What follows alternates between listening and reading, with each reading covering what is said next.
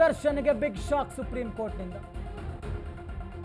ಪವಿತ್ರ ಗೌಡ, ದರ್ಶನ್, ಪ್ರದೋಷ್, ಅನುಕುಮಾರ್, ಜಗದೀಶ್, ನಾಗರಾಜ್, ಲಕ್ಷ್ಮಣ್ 7 ಜನ ಮತ್ತೆ ಜೈಲು ಪಾಲು.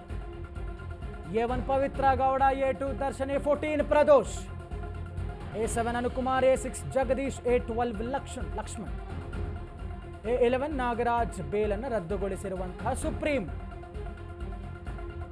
ನಟ ದರ್ಶನ್ಗೆ ಸುಪ್ರೀಂ ಕೋರ್ಟ್ನಿಂದ ಬಿಗ್ ಶಾಕ್. ಪ್ರಕರಣದ ಪ್ರಮುಖ 7 ಆರೋಪಿಗಳು ಅವರುಗಳ ಬೇಲ್ ರದ್ದಾಗಿದೆ.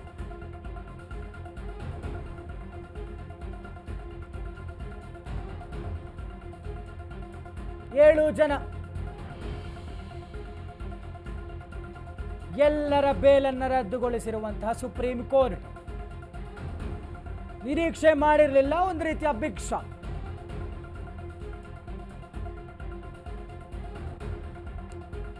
What next? ದರ್ಶನ್ ಅವರ ಅಭಿಮಾನಿಗಳ ನಡೆ ಏನಾಗಿರುತ್ತೆ? ತೀವ್ರ ಥರದಲ್ಲಿ ವಿರೋಧಿಸ್ತಾರೆ, ಬಟ್ ಏನೂ ಮಾಡೋಕ್ಕಾಗಲ್ಲ. ನ್ಯಾಯಾಂಗ ವ್ಯವಸ್ಥೆಯನ್ನ ಎಲ್ಲ ನಾಗರಿಕರು ಗೌರವಿಸಲೇಬೇಕಾಗತ್ತೆ, ಅದರ ತೀರ್ಪಿಗೆ ತಲೆಬಾಗಲೇಬೇಕಾಗುತ್ತೆ. ಹೀಗಾಗಿ no option in front of Darshan fans, D boss fans, celebrities. Pavithra Gowda ಅವರ ಪೋಸ್ಟ್ ವೇಸ್ಟ್ ಆಯಿತು ಪಾಪ. ದೇವರ ಮೊರೆ ಹೋಗಿ ಪೂಜೆ ಫಲಿಸಲಿಲ್ಲ. ದರ್ಶನ್ ಅವರ ಪತ್ನಿ ವಿಜಯಲಕ್ಷ್ಮಿ ಅವರ ಟೆಂಪಲ್ ರನ್ಸ್ ಫಲಿಸಲಿಲ್ಲ. ಕೌಂಟರ್ಸ್ ಸೋಷಿಯಲ್ ಮೀಡಿಯಾಲಾಗಲಿ ಫೋಟೋಗಳು ಹಾಕೋದ್ರಲ್ಲಾಗಲಿ ಯಾವುದು ವರ್ಕ್ ಆಗಿಲ್ಲ.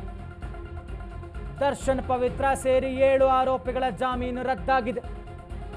A1 Pavithra Gowda, A2 Darshan, A6 Jagadish alias Jagga, A7 Anukumar alias Anu, A14 Pradosh, A11 Nagaraju alias Naga, A12 Lakshman ಜಾಮೀನು ರದ್ದಾಗಿದೆ.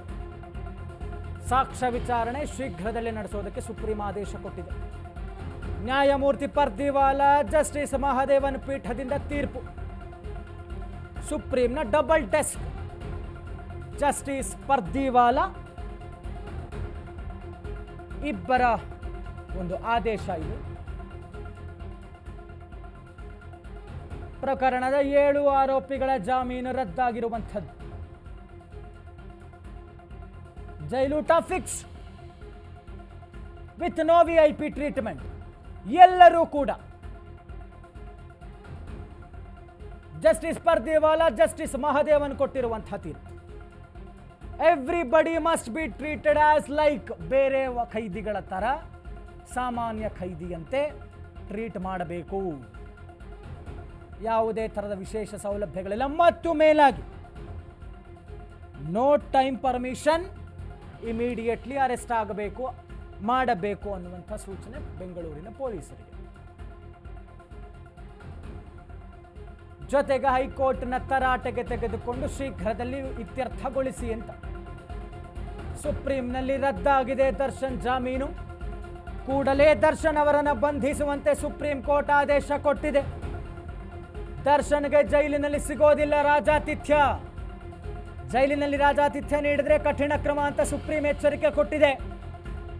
ದೇಶದ ಎಲ್ಲ ಜೈಲುಗಳಿಗೆ ಸುಪ್ರೀಂ ಕೋರ್ಟ್ ಖಡಕ್ ಎಚ್ಚರಿಕೆ ಕೊಟ್ಟಿದೆ. ಮಹತ್ವದ ಆದೇಶ. ಕೂಡಲೇ ಬಂಧಿಸಬೇಕು ನಟ ದರ್ಶನ್ ಮತ್ತು ಗ್ಯಾಂಗ್ನ. ಯಾವುದೇ ತರದ ಸಮಯಾವಕಾಶ ಕೊಟ್ಟಿಲ್ಲ.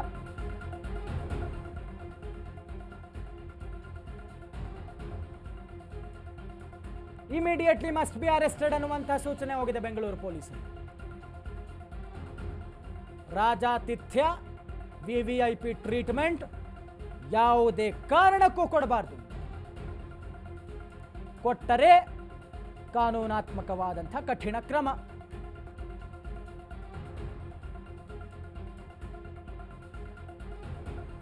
ಹೈಕೋರ್ಟ್ನ ಲೋಪವನ್ನು ಎತ್ತಿ ಹಿಡಿದಿರುವಂತಹ ಸುಪ್ರೀಂ ರಾಜ್ಯ ಸರ್ಕಾರದ ಮನವಿಯನ್ನು ಪುರಸ್ಕರಿಸಿದೆ. ನಿರೀಕ್ಷೆ ಇರಲಿಲ್ಲ 7 ಜನರಿಗೆ.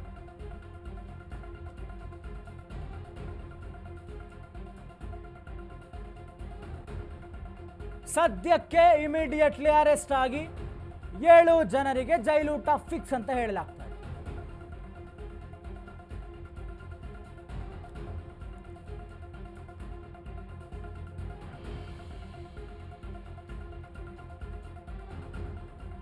ಯಾವುದೇ ಥರದ ರಾಜಾತಿಥ್ಯ ಕೊಡೋ ಹಾಗಿಲ್ಲ. ಇಮಿಡಿಯೇಟ್ಲಿ ಅರೆಸ್ಟ್ ಆಗಬೇಕು, ಸಾಮಾನ್ಯ ಖೈದಿಯಂತೆ ಟ್ರೀಟ್ ಮಾಡಬೇಕು. ದೇಶದ ಎಲ್ಲ ಜೈಲುಗಳಿಗೆ ಸುಪ್ರೀಂ ಒಂದು ರೀತಿಯಲ್ಲಿ ಆದೇಶವನ್ನು ಹೊರಡಿಸಿರುವಂಥದ್ದು.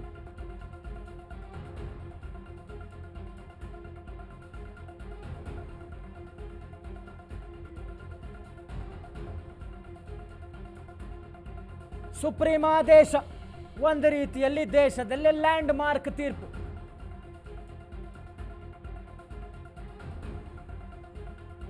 ರಾಜ್ಯ ಸರ್ಕಾರದ ಮನವಿಯನ್ನ ಪುರಸ್ಕರಿಸಿದೆ. ರಾಜ್ಯ ಸರ್ಕಾರಕ್ಕೆ ಒಂದು ರೀತಿಯಾದಂತಹ ದೊಡ್ಡ ಗೆಲುವು.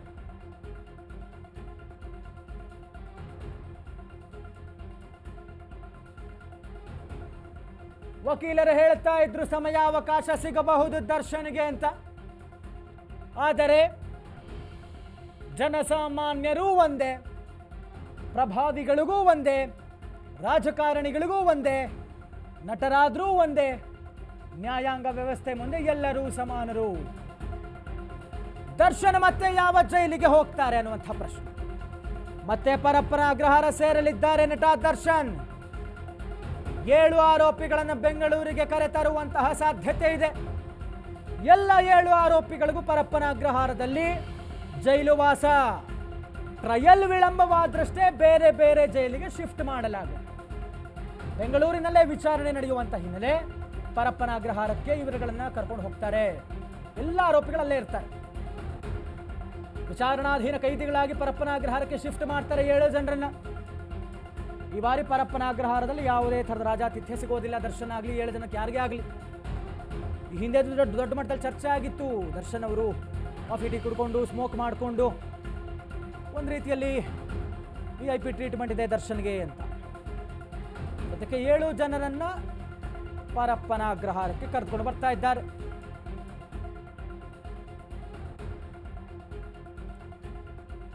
ಯಾವುದೇ ಥರದ ರಾಜಾತಿಥ್ಯವಿಲ್ಲ. ಸಾಮಾನ್ಯ ಖೈದಿಯಂತೆ ವಿಚಾರಣಾಧೀನ ಖೈದಿಯಾಗಿ 7 ಜನರು ಇರಬೇಕಾಗತ್ತೆ. If in case trial period delay ಆದರೆ ಮಾತ್ರ ಬೇರೆ ಬೇರೆ ಜೈಲಿಗೆ ಶಿಫ್ಟ್ ಆಗುವಂತಹ ಸಾಧ್ಯತೆ ಇದೆ.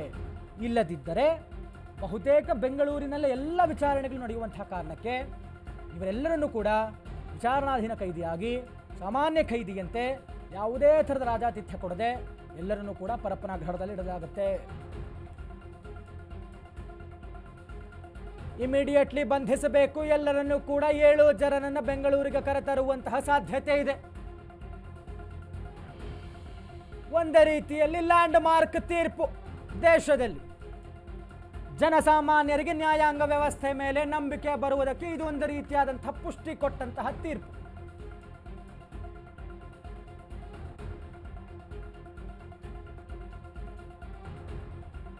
ದರ್ಶನ್ ಸೇರಿದಂತೆ 7 ಜನರು ಕೂಡ ಬೆಂಗಳೂರಿನ ಪರಪ್ಪನ ಅಗ್ರಹಾರಕ್ಕೆ ಶಿಫ್ಟ್ ಆಗಬೇಕು.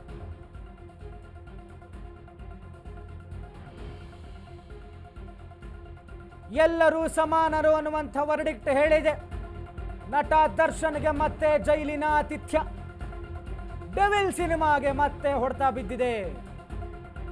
ಅರ್ಧಂಬರ್ಧ ಮುಗಿದಿದೆ ಡೆವಿಲ್ ಶೂಟಿಂಗ್. ನೆಮ್ಮದಿಯಾಗಿರಬೇಕು. ಹಾಡು ರಿಲೀಸ್ಗೆ ಸಂಕಷ್ಟ. ನಾಳೆ ಬಿಡುಗಡೆ ಆಗ್ತಾ ಇತ್ತು.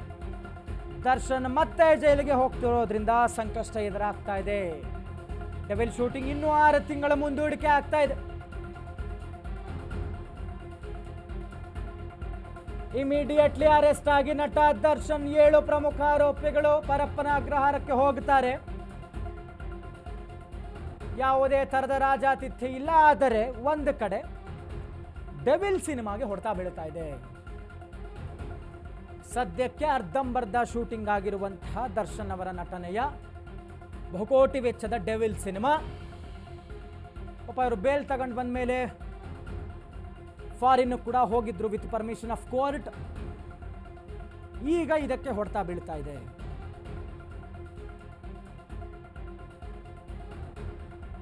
ಡೀಟೇಲ್ಸ್ ಕೊಡ್ತಾ ಹೋಗ್ತಾರೆ ನಮ್ಮ ಪ್ರತಿನಿಧಿ ಡೆಸ್ಕ್ನಿಂದ ನೇರ ಸಂಪರ್ಕದಲ್ಲಿ ಜಾಯ್ನ್ ಆಗ್ತಾ ಇದ್ದಾರೆ ಅರುಣ್. ಅರುಣ್, ಇದು ಒಂದು ರೀತಿಯಾದಂಥ ಸುಪ್ರೀಂನ ದೇಶದಲ್ಲೇ ಲ್ಯಾಂಡ್ ಮಾರ್ಕ್ ತೀರ್ಪು ಅಂತ. ಯಾಕಂದರೆ ಜನಸಾಮಾನ್ಯರಿಗೂ ಕೂಡ ನ್ಯಾಯಾಂಗ ವ್ಯವಸ್ಥೆ ಮೇಲೆ ನಂಬಿಕೆ ಬರೋದಕ್ಕೆ ಪುಷ್ಟಿ ಕೊಟ್ಟಂಥ ಒಂದು ತೀರ್ಪು. ನಟ ದರ್ಶನ್ ಸೇರಿದಂತೆ 7 ಜನ ಪ್ರಮುಖ ಆರೋಪಿಗಳು ಇದೀಗ ಪರಪ್ಪನಾಗ್ರಹಾರ ಜೈಲು ಪಾಲಾಗಿದ್ದಾರೆ.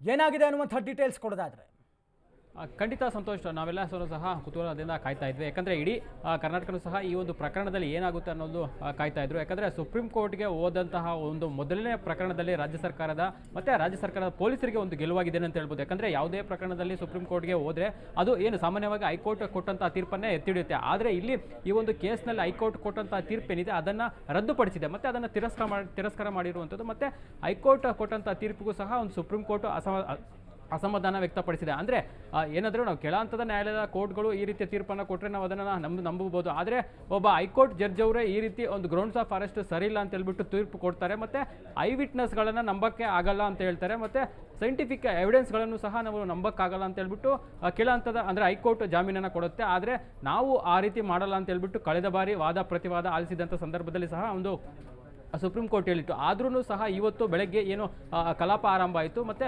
ಆದೇಶ ಪ್ರತಿ ಓದುವಂಥ ಸಂದರ್ಭದಲ್ಲಿ ಸುಪ್ರೀಂ ಕೋರ್ಟ್ನ ನ್ಯಾಯಮೂರ್ತಿಗಳಿರುವಂಥ ಒಂದು ಮಾತಂದರೆ, ನಾವು ಈ ಒಂದು ಪ್ರಕರಣದಲ್ಲಿ ಮೊದಲ ದಿನವೇ ಈ ಒಂದು ಬೇಲನ್ನು ಕ್ಯಾನ್ಸಲ್ ಮಾಡಬೇಕಾಗಿತ್ತು ಅಂತಲೂ ಸಹ ಹೇಳಿದೆ. ಅಂದರೆ ಎಷ್ಟರ ಮಟ್ಟಿಗೆ ಒಂದು ಸುಪ್ರೀಂ ಕೋರ್ಟ್ ಗರಂ ಆಗಿದೆ ಅನ್ನೋದನ್ನು ನಾವು ಬೆಳಗ್ಗೆ ಕಲಾಪ ಆರಂಭ ಆದಂಥ ಸಂದರ್ಭದಲ್ಲಿ ನೋಡಿರುವಂಥದ್ದು ಸಂತೋಷ. ಯಾಕಂದರೆ ಮೊದಲನೇ ದಿನವೇ ನಾವು ಇದನ್ನು ಕ್ಯಾನ್ಸಲ್ ಮಾಡ್ತಾ ಇದ್ವಿ, ಆದರೂ ಸಹ ನಿಮಗೊಂದು ಅವಕಾಶ ಕೊಟ್ಟು ನಾವು ಹೇರಿಂಗನ್ನು ಮಾಡಿದ್ದೀವಿ ಅಂತಲೂ ಸಹ ಹೇಳಿತ್ತು. ಸೊ ಹಾಗಾಗಿ ಎಲ್ಲ 7 ಆರೋಪಿಗಳ ಒಂದು ಜಾಮೀನನ್ನು ರದ್ದುಪಡಿಸಿರುವಂಥದ್ದು. ಮತ್ತು ಕೂಡಲೇ ಬೆಂಗಳೂರು ಪೊಲೀಸರು ಅವರನ್ನು ಎಲ್ಲೇ ಇದ್ದರು ಮತ್ತು ಹೇಗೆ ಇದ್ದರೂ ಅವರನ್ನು ವಶಕ್ಕೆ ಪಡೆದುಕೊಂಡು ಸ್ಥಳೀಯ ನ್ಯಾಯಾಲಯಕ್ಕೆ ಹಾಜರುಪಡಿಸಬೇಕು.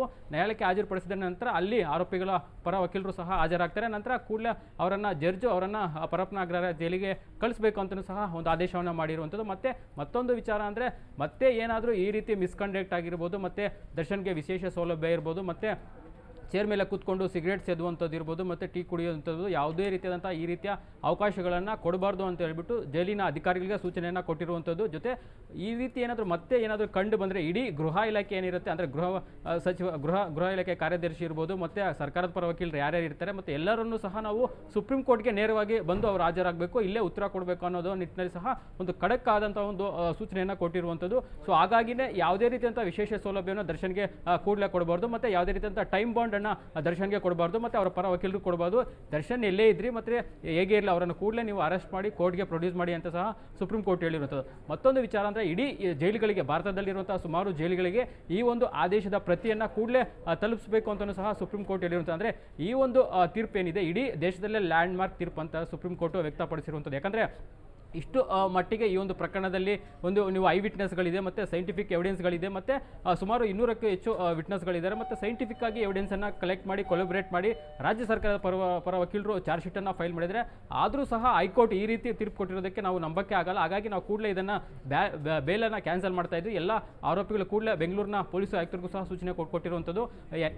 ಆರೋಪಿಗಳು ಎಲ್ಲೇ ಇರಲಿ ಮತ್ತು ಹೇಗೆ ಇರಲಿ 7 ಜನ ಆರೋಪಿಗಳು ಖುದ್ದು ಅವರನ್ನು ನೀವು ಕಸ್ಟಡಿಗೆ ಪಡ್ಕೋಬೇಕು ಅಂತ ಹೇಳಿರುವಂಥದ್ದು. ಮತ್ತು ಈ ಒಂದು ಪ್ರಕರಣದ ವಿವರಣೆಯನ್ನು ಸಹ ಒಂದು ಹೈಕೋರ್ಟ್ ಯಾವ ರೀತಿ ಕೊಟ್ಟಿದೆ ಮತ್ತು ಅದನ್ನು ನಾವು ಯಾವ ರೀತಿ ಕೊಡೋಕ್ಕಾಗಲ್ಲ ಅಂತ ಸಹ ಸುಪ್ರೀಂ ಕೋರ್ಟ್ ಹೇಳಿರುವಂಥದ್ದು. ಯಾಕಂದರೆ ಬೆಳಗ್ಗೆ ಕಲಾಪ ಆರಂಭ ಆಯಿತು, ಆ ಸಂದರ್ಭದಲ್ಲಿ ಪ್ರದೀವಾಲಾ ಅವರು ಹೇಳಿರುವಂಥದ್ದು, ನಾವು ಮೊದಲನೇ ದಿನವೇ ಈ ಒಂದು ಪ್ರಕರಣದ ಬೇಲ್ ಕ್ಯಾನ್ಸಲೇಷನ್ ಮಾಡಬೇಕಾಗಿತ್ತು ಅಂತ ಸಹ ಹೇಳಿರುವಂಥದ್ದು. ಸೊ ಹಾಗಾಗಿ ಇವತ್ತು ಒಟ್ಟಾರೆ ಇಡೀ ಡಿ ಗ್ಯಾಂಗ್ ಏನಿತ್ತು, ಸೊ ಎಲ್ಲರಿಗೂ ಶಾಕ್ ಆಗಿದೆ. ಮತ್ತು ಅವರು ಈಗಾಗ ಪೊಲೀಸರು ಸಹ ಅವರು ಎಲ್ಲೆಲ್ಲಿದ್ದಾರೆ ಮತ್ತು ಆರೋಪಿಗಳು ಯಾವ್ಯಾವ ಲೊಕೇಶನಲ್ಲಿದ್ದಾರೆ ಅಂತ ಸಹ ಒಂದು ಪತ್ತೆ ಹತ್ತಕ್ಕೆ ಸೂಚನೆ ಕೊಟ್ಟಿರುವಂಥದ್ದು. ಹಾಗಾಗಿ ಕಾಮಾಕ್ಷಿಪಾಳ್ಯ ಪೊಲೀಸರು ಇದೀಗ ಒಂದು ಸಭೆಯನ್ನು ಮಾಡಿದ್ದಾರೆ, ಮತ್ತು ಅಲ್ಲಿ ಈಗಾಗಲೇ ಫೀಲ್ಡ್ನಲ್ಲಿರುವಂಥ ಆಫೀಸರ್ಗೂ ಸಹ ಹೇಳಿರುವಂಥದ್ದು, ಆರೋಪಿಗಳು ಎಲ್ಲೇ ಇರಲಿ ಮತ್ತು ಹೇಗೆ ಇರಲಿ ಅವರನ್ನು ಕೂಡಲೇ ಬಂಧಿಸಿ ಅವರನ್ನು ನ್ಯಾಯಾಲಯಕ್ಕೆ ಶರಣಾಗಬೇಕು. ಒಂದು ವೇಳೆ ಶರಣಾಗಿಲ್ಲ ಅಂದರೆ ಅವ್ರನ್ನ ಕೂಡಲೇ ಬಂದುಬಿಟ್ಟು ನ್ಯಾಯಾಧೀಶರ ಮುಂದೆ ಸರೆಂಡರ್ ಮಾಡಬೇಕು ಅಂತ ಸದ್ಯಕ್ಕೆ ಹೇಳಿರುವಂಥದ್ದು. ಸಂತೋಷ್. ಅರುಣ್, ಅಂದರೆ ಸುಪ್ರೀಂ ಒಂದು ಮಾತು ಹೇಳಿದೆ, ಕಾನೂನಿನ ಮುಂದೆ ಎಲ್ಲರೂ ಕೂಡ ಸಮಾನರು, ಅದು ದರ್ಶನ್ಯ ಆಗಲಿ ಪವಿತ್ರ ಗೌಡ ಆಗಲಿ ಅಂತ ಒಂದು ಮಾತು ಹೇಳಿದೆ. ಹೀಗಾಗಿ ಇದು ಒಂದು ರೀತಿಯಲ್ಲಿ ರಾಜ್ಯ ಸರ್ಕಾರಕ್ಕೆ ದೊಡ್ಡ ಮಟ್ಟದ ಗೆಲುವು ಅಂತ ಹೇಳಬಹುದು. ಜೊತೆಗೆ ಸುಪ್ರೀಂ ಕೊಟ್ಟಿರುವಂಥ ತೀರ್ಪು ಒಂದು ರೀತಿಯಲ್ಲಿ ಜನಸಾಮಾನ್ಯರಿಗೂ ಕೂಡ ನ್ಯಾಯಾಂಗ ವ್ಯವಸ್ಥೆ, ನಮ್ಮಂಥವ್ರಿಗೂ ರಾಜಕಾರಣಿಗಳಾಗಲಿ ಪ್ರಭಾವಿಗಳಾಗಲಿ ನಟರಾಗಲಿ ಎಲ್ರಿಗೂ ಕೂಡ ಒಂದೇ ಅನ್ನುವಂಥ ಒಂದು ನಂಬಿಕೆ ಬಂದಿದೆ. ರಾಜ್ಯ ಸರ್ಕಾರಕ್ಕೆ ಒಂದು ರೀತಿಯಲ್ಲಿ ದೊಡ್ಡ ಗೆಲುವು ಅಂತ ಹೇಳ್ಬೋದಲ್ವಾ?